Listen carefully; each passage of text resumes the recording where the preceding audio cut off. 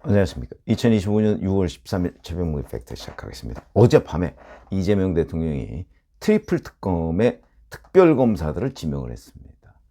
추천한 게 어제 낮인데 밤늦게 지명을 해버렸습니다. 전광석화처럼. 얼마나 이걸 하고 싶었으면 하는 생각이 드는 정도인데, 또 그 지명한 특별검사들이 특별히 문제가 많은 사람들이다. 그런 점에서 설명을 드리겠습니다. 내란, 이른바 민주당식의 정의로 보는 내란 특검은 민주당에서 추천한 조은석 전 서울고검장, 그 다음에 김건희 특검이라고 하는 거는 역시 민주당에서 추천한 민중기 전 서울중앙지방법원장, 그리고 최상병 특검은 조국혁신당에서 추천한 이명현 전 국방부 고등검찰부장, 이렇게 세 사람을 지명을 한 겁니다. 자, 그러면 이제 이 사람들이 윤석열 정부와는 어떤 인연이 있느냐? 조은석 내란 특검, 이 사람은 윤석열 전 대통령이 검찰총장이 될 때 경쟁자였습니다. 선배입니다, 윤석열 전 대통령보다. 그렇기 때문에 자기 후배인 윤석열이 검찰총장이 되니까 옷을 벗었거든요. 뭐 그거부터 별로 기분이 안 좋았겠죠. 그런데 그 후에 문재인 대통령이 퇴임하기 넉 달 전, 그러니까 2022년 1월이죠. 이때 이 조은석을 감사원 감사위원회 알박기 인사를 합니다. 임기 끝나는데, 끝나기 직전에 인사를 하는 거죠. 그러니까 너는 나를 대신해서 가서 문재인 정부를 감사원에서 지켜라, 뭐 이런 거 아니겠습니까? 실제 지켰습니다. 사사건건 윤석열 정부와 대립을 했고요. 아주 대표적인 게 전현희 국민권익위원장 감사를 할 때 공개적으로 감사원장과 그다음에 유병호 사무총장과 충돌을 했습니다. 그때 최재해 감사원장은 심지어 이렇게 얘기했습니다. 조은석 의원이 전현희 감사에 결재를 안 했다. 그래서 전현희 위원장의 변호인 역할을 했다. 감사를 방해했다, 이런 얘기죠. 여기에 대해서 조은석 감사위원도 감사원장의 지적에 대해서 감사위원이 반박문을 내는 이런 일까지 벌어졌습니다. 이런 사람이 윤석열 전 대통령과 그 비상계엄을 수사하는 특검이 된 겁니다. 그 다음에 민중기 이제 김건희 특검, 어떤 사람이냐? 김명수 전 대법원장하고 서울법대 동기입니다. 그리고 우리법연구회 출신이죠. 뭐 확실하게 색깔을 드러낸 판사다. 그렇기 때문에 아마 여기에 뽑혔을 거고, 김명수 사법부 시절에 원래 서울중앙지방법원장은 판사들의 임기가 원래 그 같은 지역의 임기가 보통 2년이죠. 이례적으로 중앙지방법원장을 3년씩이나 지낸 인물이고, 자, 그러면 정말 수사 역량은 있느냐? 판사니까 뭐 수사 역량을 판단하기가 좀 애매하지만 이런 거 한번 보시죠. 얼마나 편향적인지를 보여주는 개념입니다. 2017년 11월, 그러니까 문재인 대통령이 취임한 지 얼마 안 돼서죠. 한 6개월쯤 뒤에 사법부 블랙리스트 의혹, 거기에 추가조사위원장으로 사법행정권 남용, 이 조사를 주도했습니다. 민중기 법원장이. 근데 사실은 이 사법부 블랙리스트 의혹이라는 이 의혹 자체가 그 후에 보니까 사실 무근이었다. 그리고 이걸로 기소된 판사들 대부분 다 무죄 선고받았다. 그건 뭐 다 아시지 않습니까? 사법농단 사건, 그 중에 일부분인데 그 조사를 주도했던 사람. 그러니까 이 사람은 얼마나 그러니까 양승태 전 대법원장 시절에 있었던 이 사건은 이렇게 해야 돼 라고 이른바 이념적 성향에 의해서 조사를 했던 것 아닌가 하는 지적을 피할 수가 없고, 본인의 이력도 보면 우리법연구회 출신의 김명수 최측근의 이런 사람이 지금 김건희 특검이 된 거죠. 그걸 이재명 대통령이 김건희 특검으로 지명을 한 겁니다. 왜 그랬겠습니까? 뭐 원한을 갚아라, 뭐 이런 거 아니겠나요? 원래부터 불공정한 사람인데. 자, 그 다음에 이명현 최상병 특검. 여기는 문재인, 가까이 보면 문재인 정부 때 법무검찰개혁 의원 뭐 이런 걸 했는데, 문재인 정부 때 검찰개혁이라는 개념이 뭔지는 아시죠? 결국 검수완박, 검찰 수사권 완전 박탈, 이런 쪽, 그러니까 검찰의 수사권을 빼앗는, 여기에 도구로 활용됐던 사람들 아닌가요? 이 사람은 원래 검사를 잠깐 했습니다. 원래 검사 출신은 아니군요. 참. 군 법무관 출신입니다. 근데 이 사람한테 특이한 이력이 있습니다.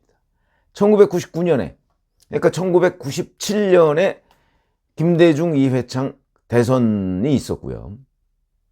99년에 이회창 후보 장남 병역비리 의혹 수사를 했는데 이때 팀장으로 참여를 했습니다. 만약에 이때 제대로 수사를 했다면 김대엽의 병역비리 공작 이런 게 다 드러났을 겁니다. 근데 그렇게 안 했죠. 그래서 군 검찰이기 때문에 뭐 조금 애매합니다. 그런데 이 사람을 조국혁 신당이 추천했거든요. 그러면 아마 앞으로 언론 보도나 또는 언론의 추적 취재를 통해서 이 사람이 얼마나 지금 현재가 아니죠. 그러니까 윤석열 정부 쪽 사람, 그러니까 국민의힘 쪽 사람들과 이렇게 척이 져 있는가 하는 부분을 아마 보도가 될 겁니다. 지금 군검찰이기 때문에 그게 많이 안 알려져 있습니다. 이회창 후보 아들 병역비리에 참여했다는 것 외에는 많이 알려지지 않았습니다.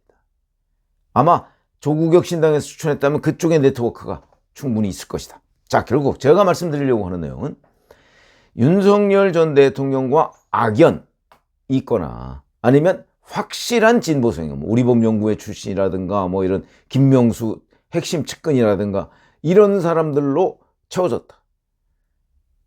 특히 내란 특검의 경우에는. 그럼 뭐 거의 이제 우리가 그냥 시쳇말로 얘기하면 원수지간이다. 그런 사람 보고 수사권이라는 칼자루를 맞겠다. 그럼 어떤 일이 벌어질 것인가?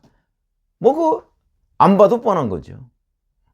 앞으로 어떤 과정과 어떤 절차 이런 걸 거쳐서 과연 특검 수사가 이루어질 것이냐 하는 부분은 우리가 뭐 안 봐도 이 특별검사의 수사는 수사가 아니라 정치다. 이렇게 이해하는 게 훨씬 더 빠를 것이다. 이거는 뭐 이미 그 특별검사 추천에서 그전에는 대법원장 추천으로 어느 정도 중립성이 확보가 돼 있었죠. 그걸 갑자기 국민의힘 빼고 민주당과 조국혁 신당 추천만으로 특별검사를 임명하겠다. 이렇게 할 때부터 예견돼 있던 일이다. 그러니까 공정성이라고는 손톱만큼도 고려 대상이 아니었다. 이렇게 볼 수가 있는 거죠. 일종의 국회 다수당의 폭거다. 사실 막을 방법이 없습니다. 자, 그럼 이제 앞으로 이재명 정부의 하반기 전국, 이건 특검, 사정, 그 다음에 윤석열 전 대통령 세력에 대한 무차별적인 보복적 수사, 뭐 이런 걸로 이제 점철이 되겠죠. 만약에 저는 이런 생각을 해보는데요. 이 사람들이 저는 현명하지가 못하다 하는 생각을 하게 됩니다. 왜? 정말 이 윤석열 전 대통령의 비상계엄이라고 하는 부분이 법정에서 지금 내란이냐 아니냐는 걸 가지고 뭐 재판을 하고 있습니다만 이런 것들이 적어도 수사 단계에서는 내란이라는 것이 거의 명확하다라고 한다면 이렇게 윤 전 대통령과 악연인 사람을 특검으로 임명할 이유가 없는 거죠. 정치적으로 본다면. 이 수사는 누가 하든지 간에 명확하다 결과가 그러면 오히려 국민들 눈에는 굉장히 중립적으로 비칠 만한 인물을 특별검사로 지명을 할 겁니다. 근데 그렇게 안 했죠. 이유가 뭐죠? 자기들도 애매하다고 보는 거죠. 이거는 그러니까 나중에 재판 가서 어떻게 될지 모르기 때문에 수사 단계에서부터 완전히 편파적으로 여론전을 해야 된다. 이런 거 아니겠습니까? 저는 그렇게 해석을 합니다. 그렇기 때문에 수사 단계에서부터 수사가 아니라 사실상 여론전을 전개할 수 있는 특별검사를 지명했다. 이런 거죠. 그러면 이제 결국은 수사 과정에서 아마 이른바 칼춤을 출 수 있는 그런 사람. 중립성? 뭐 관심 없다 이런 거죠. 그러면 이제 결국 국민들 입장에서는 이 특별검사는 아주 특별히 불공정한 사람이기 때문에 그러니까 뭐 그 수사 과정 절차 뭐 기대도 안 하고 또 나오더라도 믿지도 않아. 이게 다수가 될 가능성이 있다. 그러니까 수사 결과 내놓으면 그 다음에 아 그래? 그 한번 법정에 가서 봅시다. 법원에 가서. 어떻게 되는지. 그리고 수사 과정에서도 엄청난 정치적 논란을 불러올 것이다. 그러니까 특별히 불공정한 특별검사다. 이렇게 말씀을 드릴 수가 있을 것 같고요. 자, 거기다가 이제 파견 검사들, 이 세 특검의, 트리플 특검의 파견 검사들이 120명입니다. 이 사람들 지금 검찰 해체 공식화하고 있습니다. 뭐 속도 조절만 한다고 하죠. 그러면 이 검사들은 뭐 그렇게 신이 나서 수사를 하겠습니까? 이 수사 끝나면 팽될 텐데. 이 수사 끝나면 이게 검찰청 검사로서의 마지막 수사가 될 가능성이 대단히 높습니다. 검찰청은 어차피 앞으로 공소청으로 바뀐다는 거 아닙니까? 그러면 이제 기소를 하느냐 안 하느냐, 그 다음에 공판검사로서 그 공소유지를 하느냐 안 하느냐, 공소유지를 어떻게 하느냐, 이거만 하는 검사가 이제 앞으로 되거나 아니면 행정안전부 장관 지휘 아래 그 밑에 들어가서 검사라는 이름 떼고 수사관이라는 이름으로 수사를 해야 되는 상황이 벌어질 거다. 뭐 저 같으면 차라리 그냥 지금 일찍 나와서 변호사를 해서 돈이나 벌지. 그렇게 생각하지 않을까요?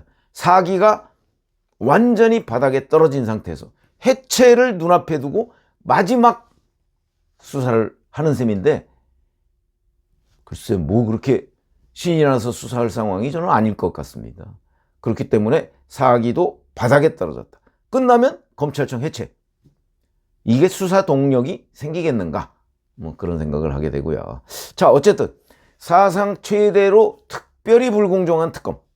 앞으로 이제 20일 정도의 준비 기간을 거쳐서요. 그러면 7월 초, 오늘이 13일이니까 7월 초에 이제 특별 수사에 들어갈 것이고요. 최대 170일. 아마 국민의힘을 거의 내란 정당으로 몰아가서 해산을 해야 될 상황인 것처럼 수사가 이루어질 겁니다. 뭐 공정성은 증발. 이렇게 봐야 되겠죠. 자, 이 부분에 관한 유권자들의 생각, 국민들의 생각, 이걸 이 특별검사의 수사 내지는 정치를 막을 방법은 없습니다. 적어도 법률적으로는 외형을 갖추고 있기 때문에 막을 방법은 없습니다. 이제 남은 거는 그에 대한 국민들의 평가가 남은 거죠. 그래서 저는 특별히 불공정하다 이렇게 말씀을 드리겠습니다. 고맙습니다.